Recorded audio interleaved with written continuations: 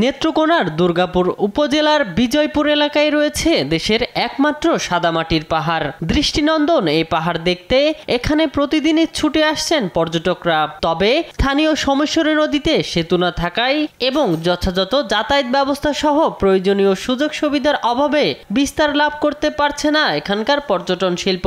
সীমান্তের এই পর্যটন এলাকা দেখতে আসা মানুষদের পড়তে হয় নানা রকম ভোগান্তিতে। পর্যটন এলাকা হিসেবে ঘোষণার জন্য বহুত আগে থেকে কাজ করছিল, কিন্তু কি কারণে যে অদৃশ্য কারণে ব্যবসাটা বন্ধ হয়ে গেল আমার এই মুহূর্তে আমার জানা নেই।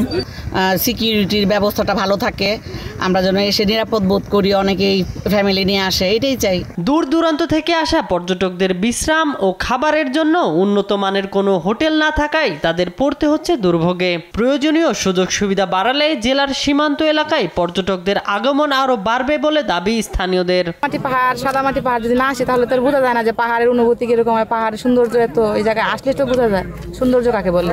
এখানে চীনামাটির পাহাড়, এখানে উপজাতিদের বৈচিত্র্য জীবন এবং এখানে যে প্রকৃতির সৌন্দর্য, সেই সৌন্দর্যকে আপনি কি বলবো, আপনি যতক্ষণ না অবলোকন করবেন, না অনুধাবন করবেন, আপনি ততক্ষণ বুঝতে পারবেন না এটা কি জায়গা। এটা ভূস্বর্গ বলতে পারি আমরা আমাদের এই অঞ্চলে। রাস্তাগুলির অবস্থা অত্যন্ত খারাপ।